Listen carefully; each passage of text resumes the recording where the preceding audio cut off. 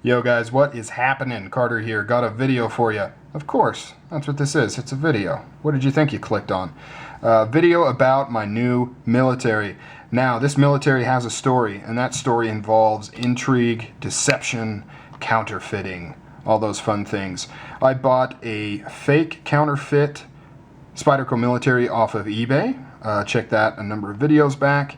I was very upset about it, but you know, it worked out. I got my money back and I was able to make a few videos kind of showing people what to look for. Shortly after I got that knife, actually the same day, I work quick, guys. I work real quick. Same day I got that knife, I ordered this one off of the forums, Jersey Devil, and it is a beauty. I went with the Digicam G10 scales, black blade. This one is actually a collector's run. I can't remember what they're called, but Spyderco does kind of a collector's association runs similar to Emerson. So I guess this is number 63 of that run.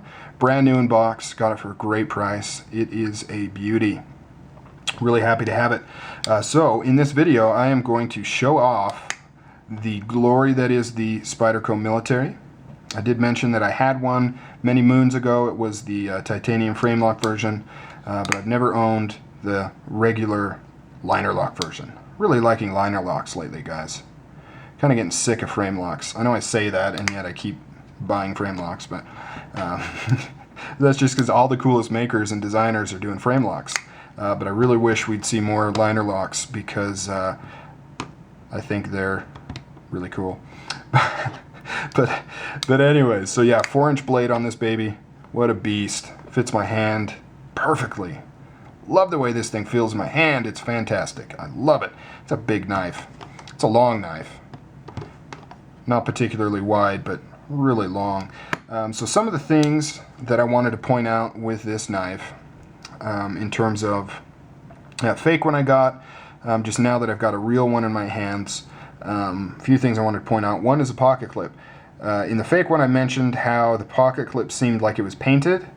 Well, now that I see the real one, it's really not that far off. I wish I could do a side-by-side, but I haven't seen a brand new black Spyderco pocket clip in a while, so it kind of jarred me on the fake one. But now that I see this one, you know, it's quite similar.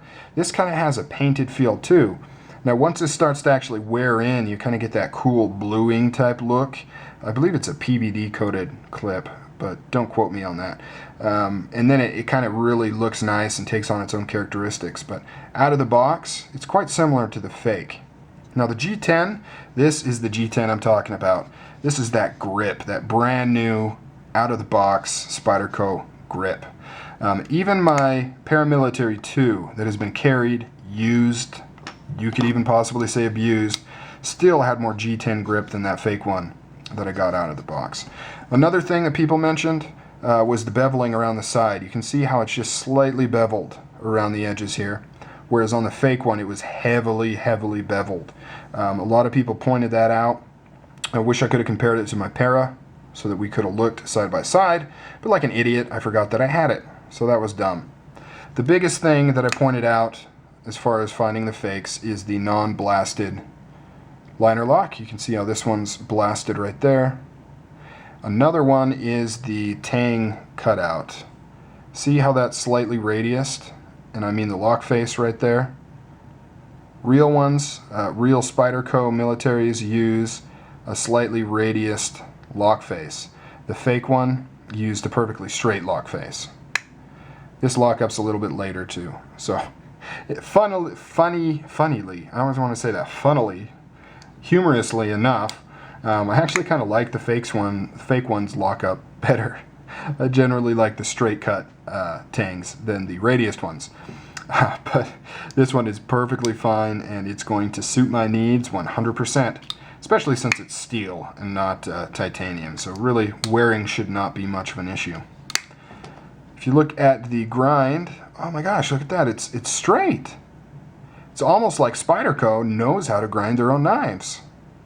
It is not a weird reverse chisel flat grind thingamabob that the fake one was trying to do. So the blade grind is perfect. Centering's a little off. I can probably fix that. No big deal. This thing is beauteous. I love it. Really glad to have it. Tip down carry only, like all your standard militaries. Some people ask if it's possible to flip it on its head and put it over here so that you could do tip up carry. Not really possible. There is no liner inside a military, so there's nothing for those screws to actually go into except for G10, which that's not cool. They're not going to like that. They're going to want to come out. So it's not like a paramilitary where it has a recessed, skeletonized liner inside, which allows them to do it at multiple points. Now, that being said, I wish that we could do tip-up carry. That would be really cool. I like tip-up carry. I don't know why. Especially in a knife like this, it actually doesn't make sense to do that. You can access this knife much easier tip down. In fact, you could even argue that most blades, larger blades, folding knives, can be accessed with a tip down carry easier and quicker. And I'm going to talk about that in another video, but for some reason I just have this weird thing where I don't like tip down, and I'm going to try to change that, hopefully with this knife. But yeah, that's it guys. So a quick look. I finally got my real military. Couldn't be happier. Razor sharp. Love this thing. It is really, really cool. Alright guys, take it easy. I'm out of here.